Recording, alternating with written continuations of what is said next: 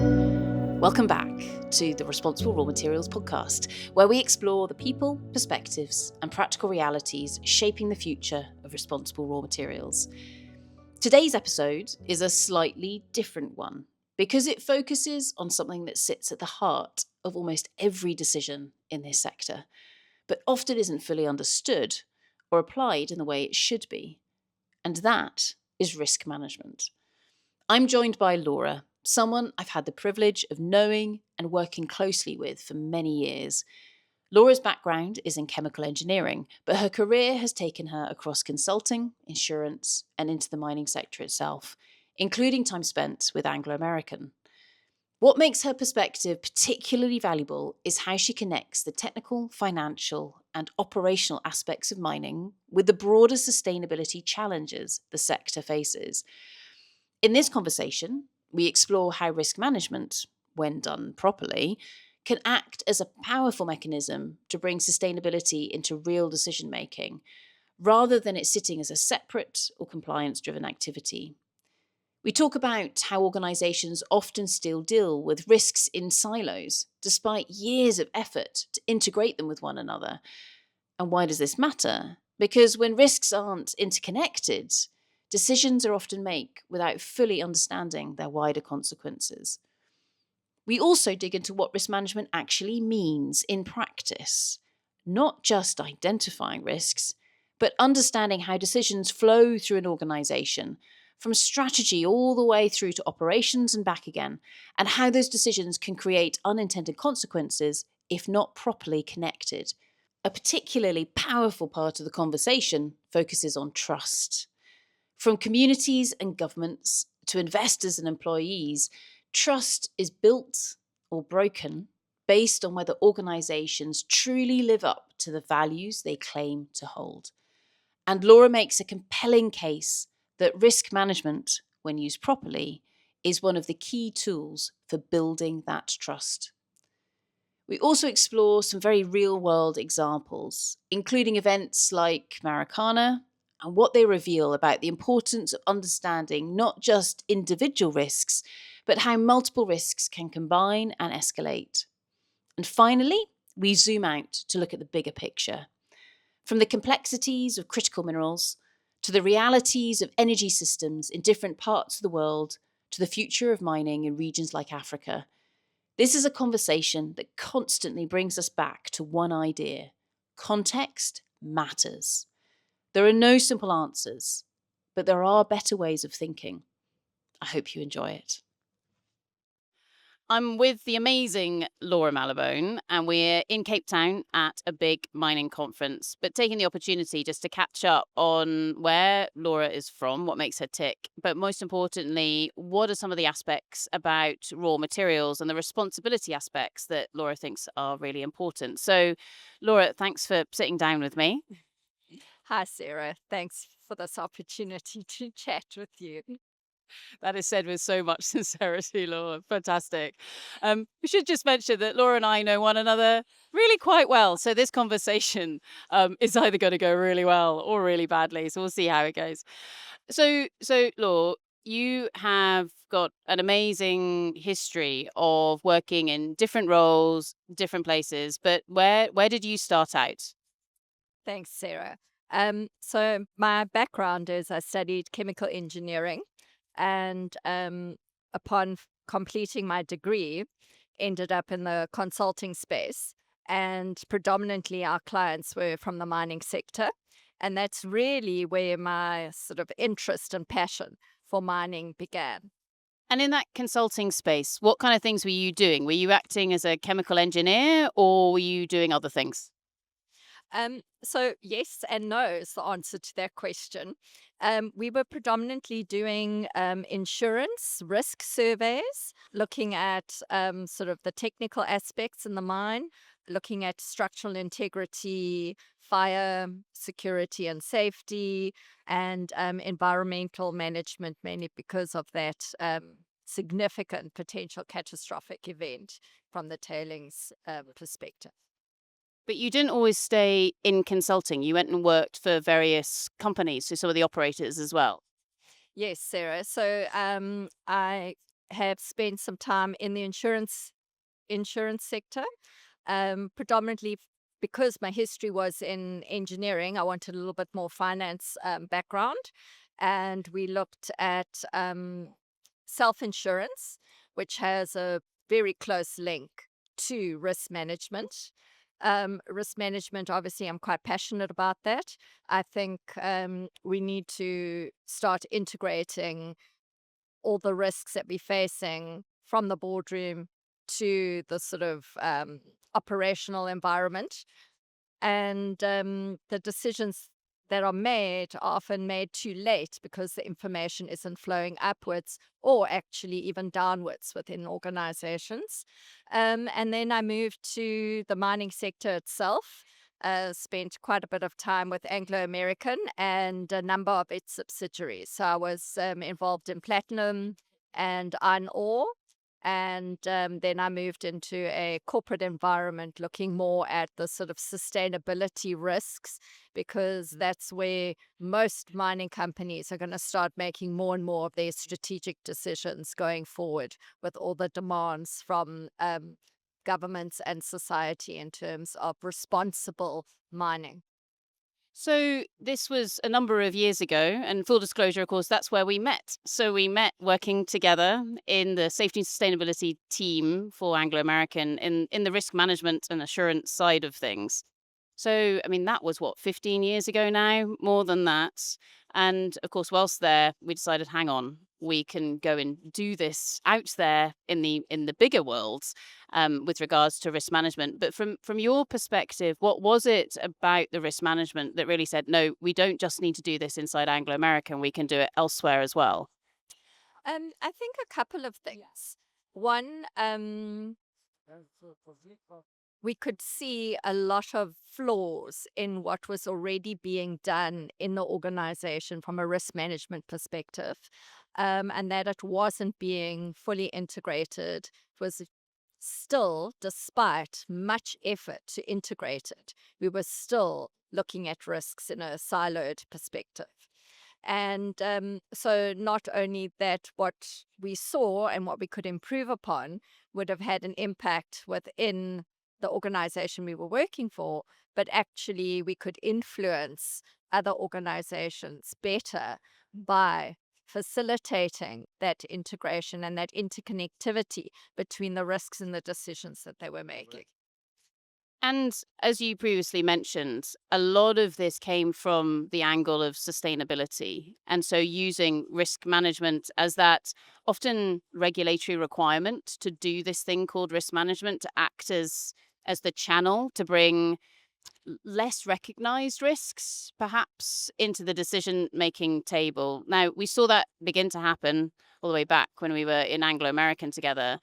In terms of the years since and working with a whole wide variety of organizations, does that thought still hold, or do we still see organizations deal with risks in an incredibly siloed way? So I certainly think there has been a lot of improvement. I do think to a certain extent that some risk management is still compliance driven in terms of, well, we need to do this. I think it's also still compliance driven from a fiduciary perspective in terms of decision making. But to be fair, it depends how fast you have to make that decision and how much risk management can actually go into the front end of that decision making process. But to be fair, if you are making strategic decisions, it is a longer term perspective that you're taking. And so you do have the time to do proper risk management, which unfortunately, I do think sometimes the decision is still made first and then the risk management done to justify the decision that was taken. So coming back to the raw materials and the rock side of things. So we set up Satala in 2014 to act as an agent of change, which sounds really, really cheesy, but to help ensure that risk management can act as the mechanism through which sustainability, et cetera, can become a reality through those organizations, not just because from a resilience perspective and a success angle of organizations, they need to make sure that those risks are taken into account and actively managed, but because it's the right thing to do. But from the raw materials angle and from a responsible raw materials angle, do you have any kind of key focus points that are sitting in the front of your mind right now? Well, for me, and I'll do the risk perspective first, I think if you really want to understand what decisions one has to make, central to all of that and understanding how everything is interconnected is through risk management. What do you mean by risk management? Okay. So for me, it's understanding where you want to be and how you want to get there. So what are the values associated with the decisions that you actually want to make? And it's about understanding how all those decisions sort of filter down towards operations and also what can actually happen on the operation, potentially not getting enough budget or maybe incorrect delegations of authority and decisions being made, and how those will filter up and can actually impact your strategy if you don't actually understand the full picture of what you're dealing with. I think also one has to consider there's risks that can happen very quickly and risks that tend to build over time and how you need to address them. If you're taking the longer term outlook, sustainability is key to that decision making, and you've got to make the decisions now for that to achieve that future objective that one is looking for in a responsible and sustainable manner. And it's not just about acknowledging that those areas of uncertainty, et cetera, exist. It's doing something about them. I mean, that's the management bit, isn't it, in risk management? Sure, Sarah. And I think what we also have to accept is there's no risk free decision. Every decision that an organization makes is potentially only better than another decision that they have to make. So one has to understand all the risks associated with every single decision that gets made. So again, I think, society is becoming so much more aware.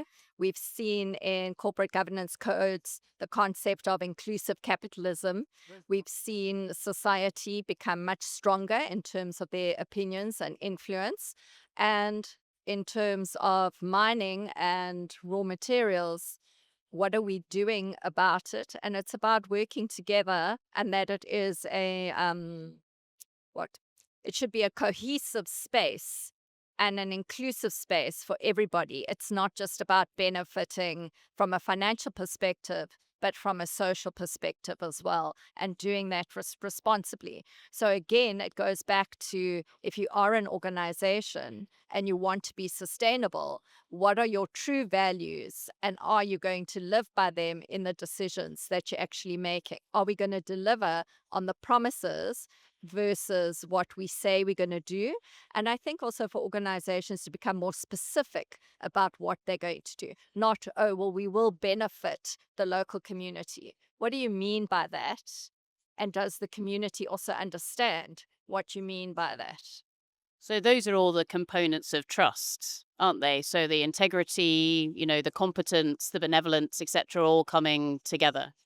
Well, it is all about trust. And I think if you can do the risk management and understand all the fundamentals and all the interconnections of the decisions that you make, and you can act consistently and responsibly, you will build that trust, not only with the local communities, with government, with other key stakeholders, your investors, your shareholders, your employees, even. A lot of employees are making decisions based on the reputation of organizations. There's a greater demand and expectation, even from employees, about the companies they want to work with. So with regards to the cultural aspects of this, and actually, no, tell you what, I'm going to go in a slightly different direction. I'll go risk appetite. So, in terms of understanding what is important to those different stakeholders and knowing that you can never run a business or act as a government of a country or whatever it might be without taking risks and understanding that you're weighing up pros and cons in different areas.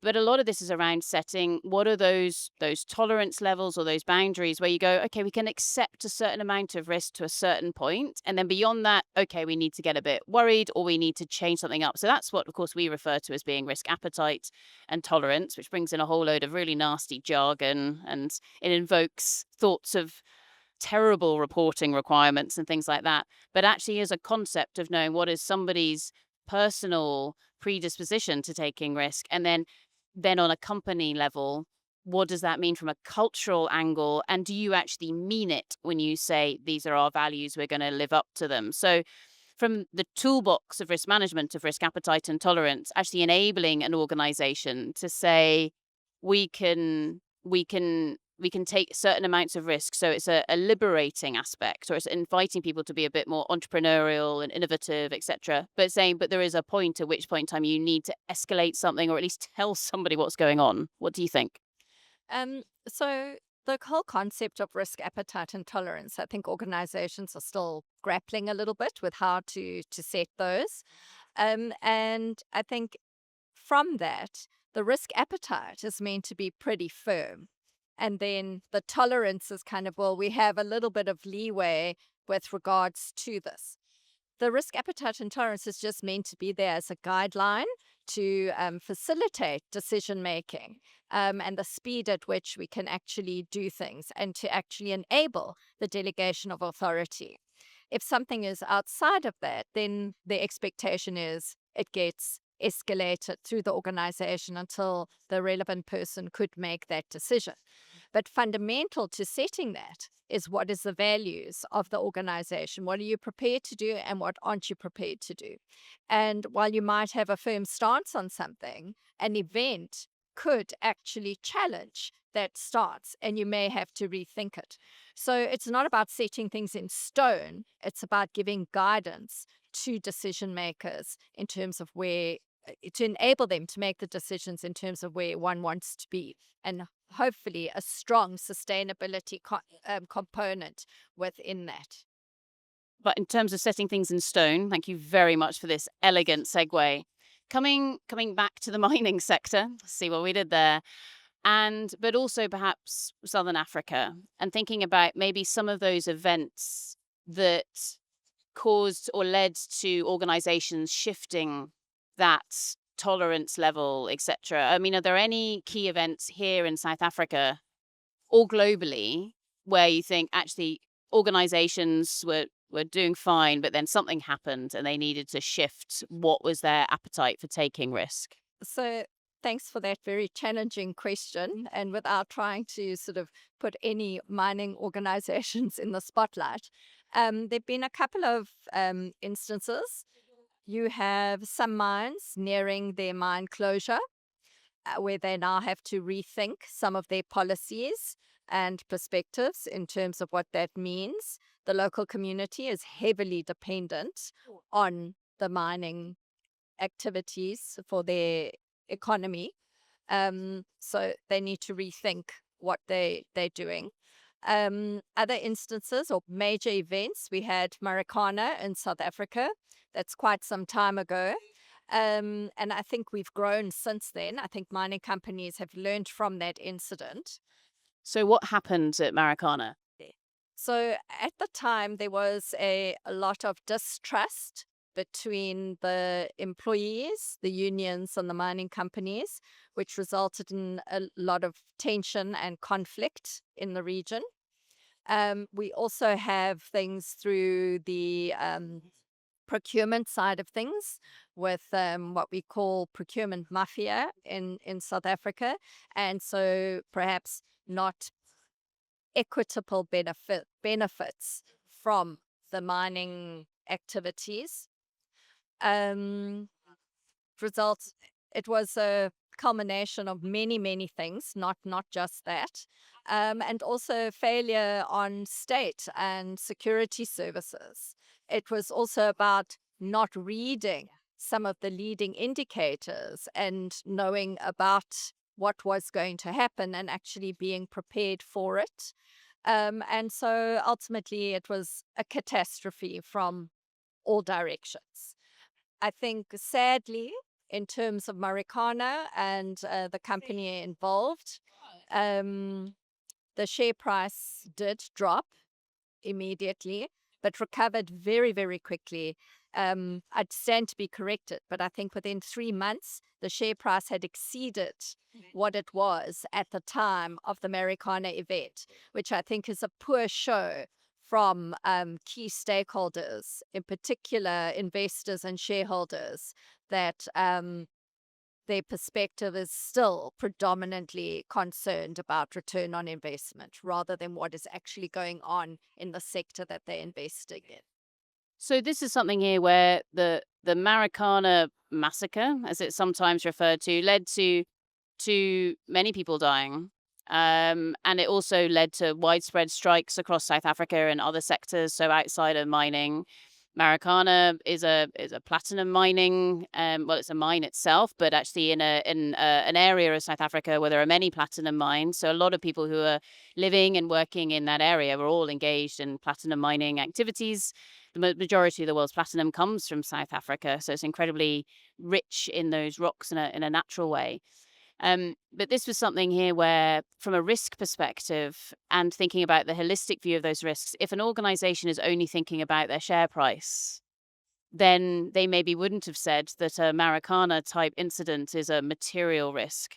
However, if they were thinking about the long term risks and things like more of the reputational aspects, etc., then of course it would be a risk. So this goes back to what you were saying earlier about short term risks, long term risks. From an investor perspective, yeah, should that share price have gone back to where it was? Well, yeah, we're both looking at one another with slight raised eyebrows. There's not very much you can do about the market, but actually the market is also something that does control a lot of the responsibility aspects within the mining sector. And so we've spent the last however many decades, I guess, looking at the relationship between finance and the more responsible aspects of mining and perhaps a lot of the disconnect that sits in there. Sure, Sarah. So, I mean, they could have and potentially did identify a number of risks that would have been associated with the event of Marikana.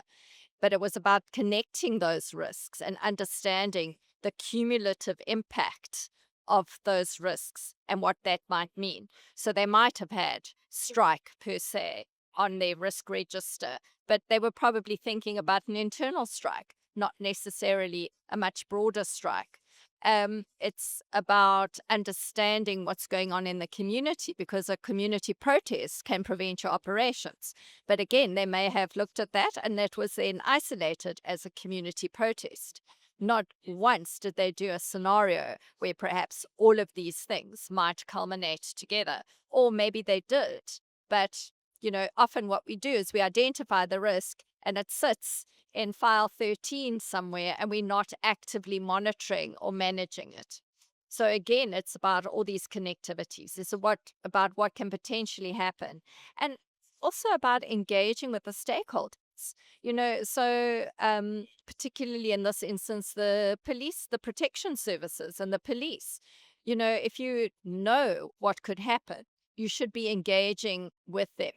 Yes, they should also be doing their own risk assessment by all means. This is not purely sitting on the mine's responsibility, but that engagement with stakeholders that perhaps we've identified but maybe not prioritized as significant stakeholder to our organization. So we're missing some of our key stakeholders and how we should be engaging with them. And again, capacity. So I suppose it's how much time do you spend on these things? And mines have so many risks. But again, I think the key learning here is siloing your risks and your responses and not actually considering how those may be interconnected and what it ultimately means. From the investor perspective, I think often our investors are quite far removed from the sector and industry that they're investing in. So they are potentially just looking on return on investment without actually understanding the underlying mechanisms of the sector that they're investing in. And perhaps we need to try close those links, or we need mechanisms beneath that are driving sustainability and responsibility.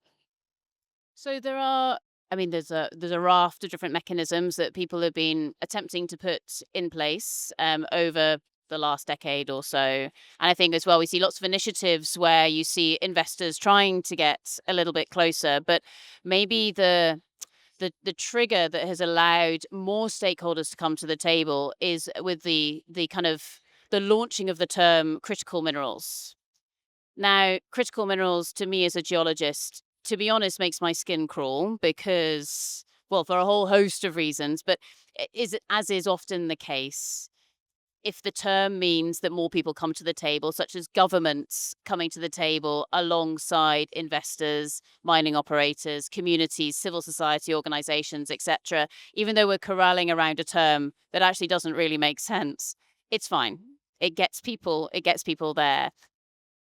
In terms of the conference that we're currently at, people have started saying critical minerals instead of mining as being the sector, which is fascinating because it then leads us down into that world of, well, what is or is not a critical mineral? And I know that you went and sat through some talks yesterday around coal and gold, both of which are very rarely considered to be critical in terms of being on a critical minerals list, but they are certainly vital to various countries, especially here in Africa.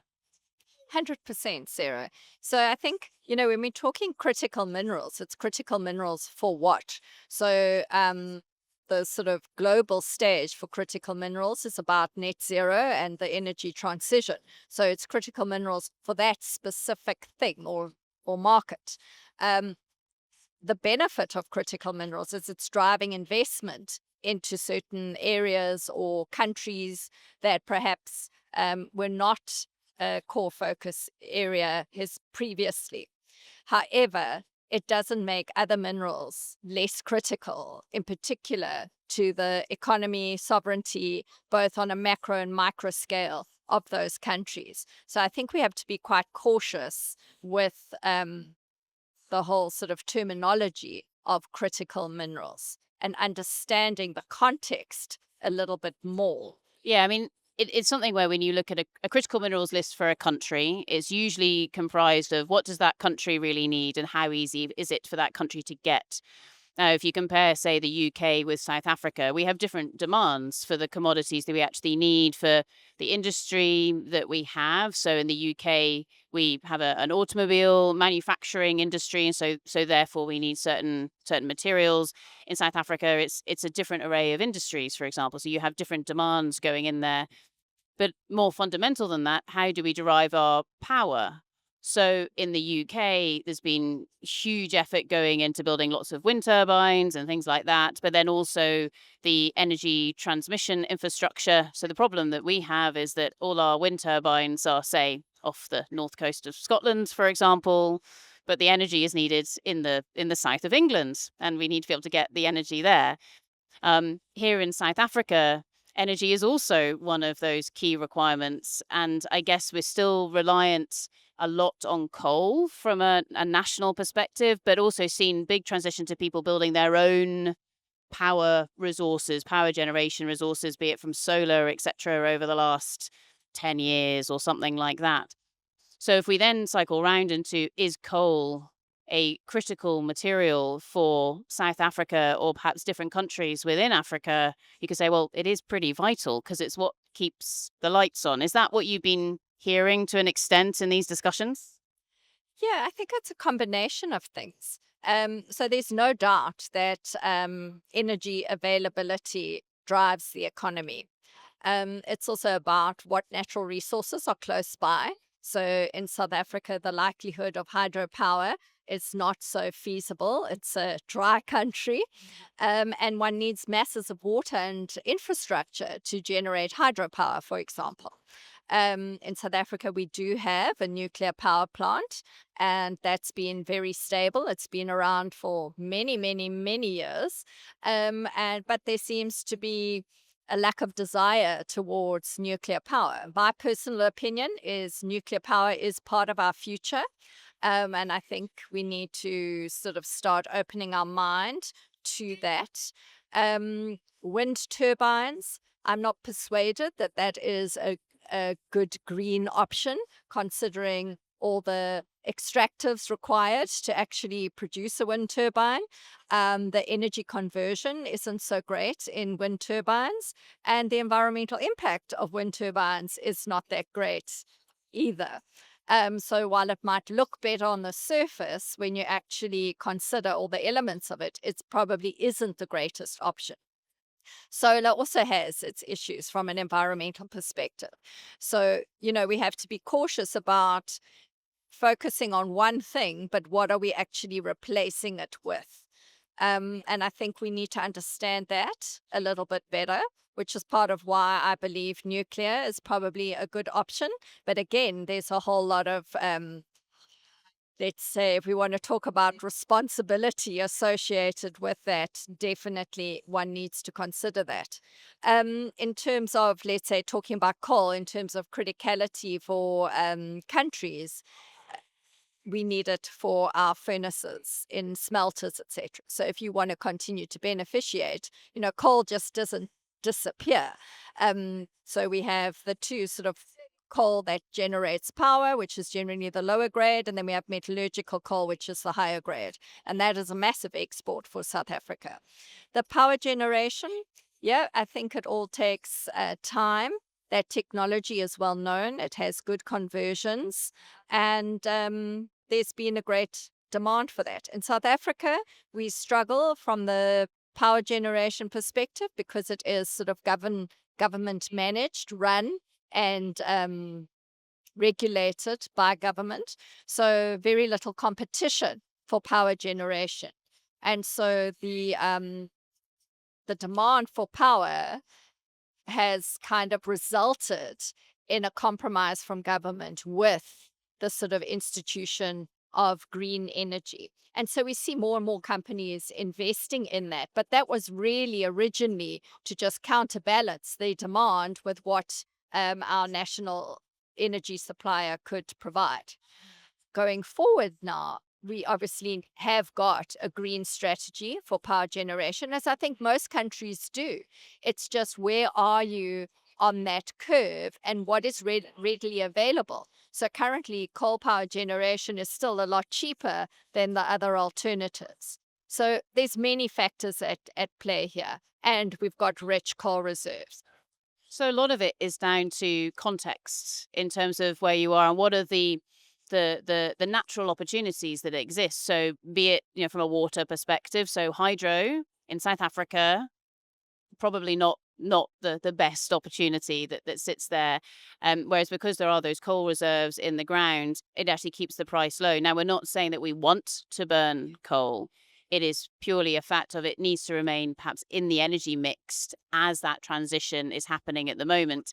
Now, another commodity that South Africa is incredibly rich in is platinum. So the platinum group metals that the reason why the demand has been there has been for catalytic converters, primarily, of course, in vehicles. But as vehicles transition away from burning fuel to electric, of course, that demand for platinum falls away. However, we do need the platinum group metals in the likes of the hydrogen economy.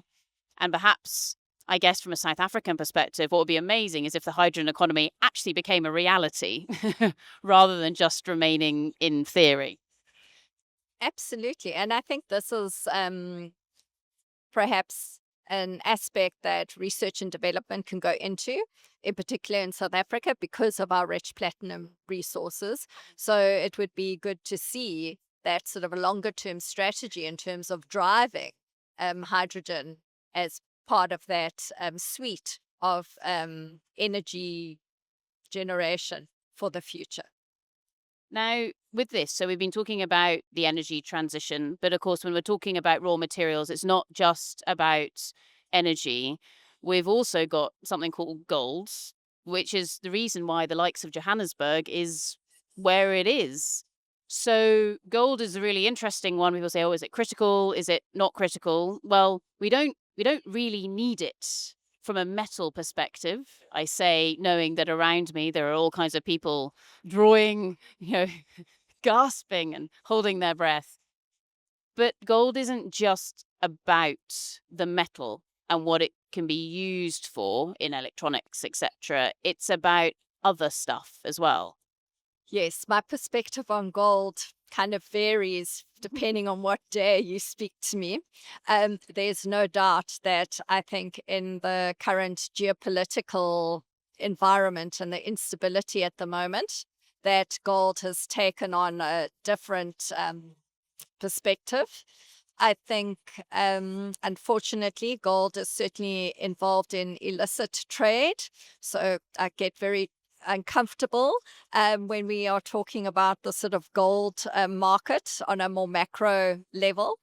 But on a global macro level. But then, if you want to talk about country macro level and micro level, I think gold can be very, very critical to a particular country in terms of sovereignty, in terms of its economy, in terms of growth and development, in terms of beneficiation for the local communities around those particular mines. So we've got to be quite cautious in terms of excluding minerals and what their value add is. So it goes back to that whole concept of everything is context specific. Do we need gold? Well, we could argue we don't.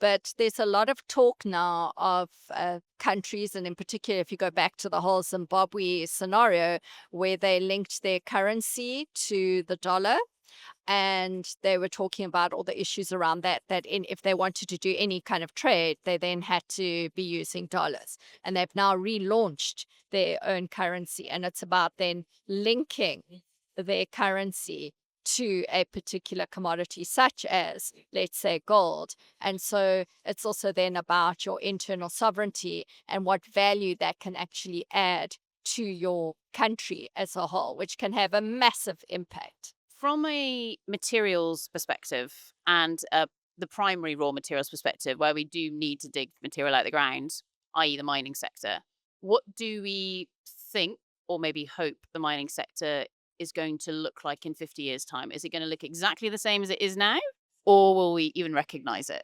I'm hoping we won't recognize it, but I think fundamentally some of the standard mining principles will still apply.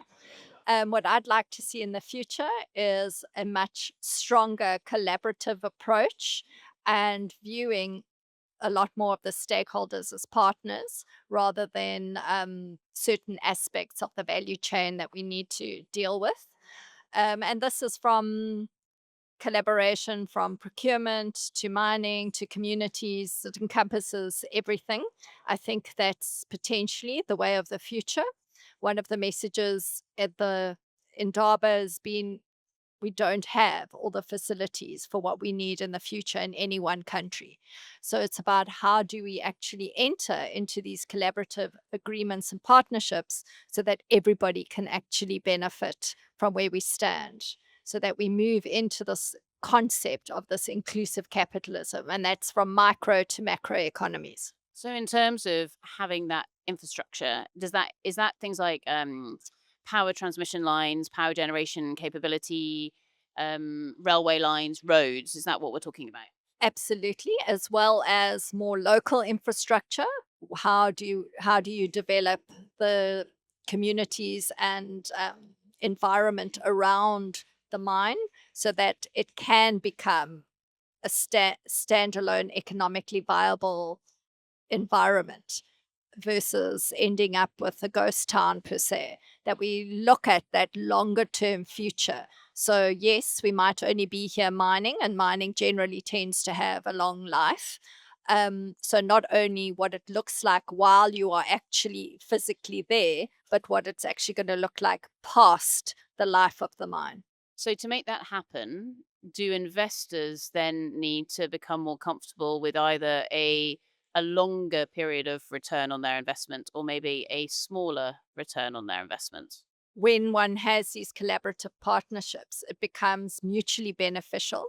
So, yes, there probably will be some sort of aspect of capital outlay and maybe a slower return on investment, but perhaps a longer return on investment. Or a more resilient return on investment as well? Yes, and more stable. So it won't fluctuate as much as some indices currently are.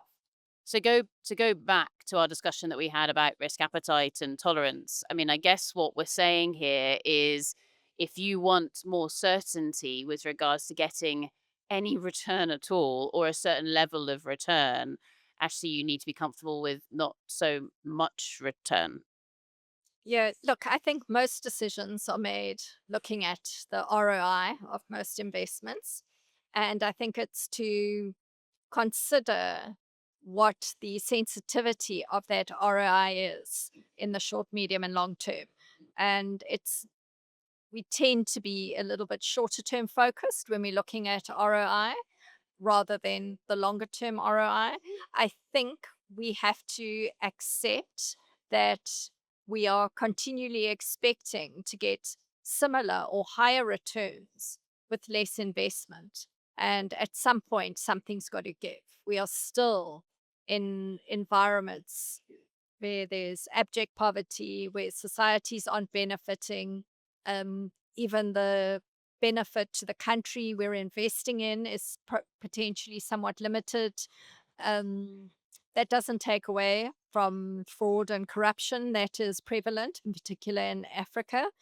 But we need to expect that our investment is going to have a higher return, not only for ourselves, but for the broader stakeholders. So finally, Africa as a continent. So with regards to the energy transition, there's an awful lot of talk around the positioning and the importance of Africa with regards to this. But beyond that, I think the importance that Africa actually makes sure it takes advantage of its own natural resources. And I realize I'm referring to Africa as a single entity here, and it's not, it's much more complex than that. Because historically, of course, it's been mostly external international organizations that have come into Africa to undertake that mining. Do you feel that Africa can do this from within, or actually does this need to be perhaps a more equitable series of partnerships with international companies?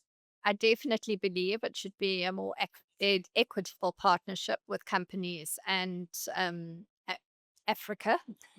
That's Africa in inverted commas. Um, yes, the landscape is quite different through the continent of Africa. Um, I believe there is a lot of capability within Africa. And so I think it's got to be a mix. I don't think it's a simple, straightforward answer. I think the partnerships need to be more equitable than what they have historically been. I'm rooting for Africa, I suppose. So with that, I think that's a great note to finish on. Thank you very, very much, Laura. It's been lovely to see you here in Cape Town over the last week. And yeah, we'll continue the discussion later. Super. Thank you, Sarah. So that was my conversation with Laura. And for me, this is one of those discussions that really gets to the practical heart of responsible raw materials. Because we talk a lot in this space about sustainability, about ESG, about responsibility. But what Laura does is bring it back to something very tangible: decision making. And more specifically, how risk management can shape those decisions. One of the things that really stood out to me is the idea that risk management isn't just about identifying what might go wrong, it's about understanding how everything is connected. Strategy, operations, communities, finance, these are not separate things. They're part of a system. And if you don't understand how decisions in one part of that system affect another, then you're not really managing risk. You're just documenting it. And that, I think, is a really important distinction. Another point that really resonated is the idea that despite all the progress that's being made, organisations still often operate in silos. We've known for years that this is a problem, and yet in practice, it still happens. Decisions are made, sometimes quickly, sometimes under pressure, and then risk management is applied afterwards, almost as a justification exercise rather than a genuine input to the decision itself. And that is where things really start to break down. Because if you're not bringing those perspectives together at the right time, you miss the bigger picture. The discussion around Maracana is a powerful example of that, not because it was a single failure, but because it was a combination of factors. Social tensions, stakeholder relationships, operational pressures, external influences, all interacting in ways that perhaps weren't fully understood or anticipated. And that's exactly the kind of scenario where siloed thinking falls short. It also raises an uncomfortable question, particularly when we look at the investor response. If the market reacts quickly and then recovers just as quickly, what does that say about how we value these risks? Are we really accounting for long-term impacts, or are we still primarily focused on short-term returns? And that leads into a broader theme that runs throughout the conversation: alignment. Alignment between what organizations say they value and what they actually do. Alignment between investors and operators. Alignment between companies and communities, because ultimately trust is built on that alignment. And trust, as Laura points out, is fundamental, not just for reputation, but for the long-term viability of any operation. Another area I found particularly interesting is the discussion around critical minerals. It's a term that is being used more and more, but as Laura highlights, it is highly context dependent. What is critical for one country may not be critical for another. What matters for the energy transition globally may not align with what matters economically or socially at a local level. And that's a really important reminder that there is no one-size-fits-all approach. Whether it's coal in South Africa, platinum in the hydrogen economy, or gold in terms of national sovereignty, these decisions are deeply tied to local realities. Which brings us to one of the most important themes of the episode: context. If we ignore context, we oversimplify. And if we oversimplify, we risk making decisions that look good on paper but don't work in practice. Finally, I think the conversation about the future of mining, and particularly in Africa, is a really important one. The idea of moving towards more collaborative, equitable partnerships, of thinking beyond the life of a mine, of creating long-term, resilient value rather than short-term returns, these are not easy shifts to make. They require changes in how we think about investment, about risk, about value itself. But they also represent a huge opportunity. Because if we can get that right, if we can align financial returns with social and environmental outcomes, then we're not just managing risk, we're creating something far more sustainable. And that, ultimately, is what responsible raw materials is all about. Thanks for listening, and I'll see you in the next episode.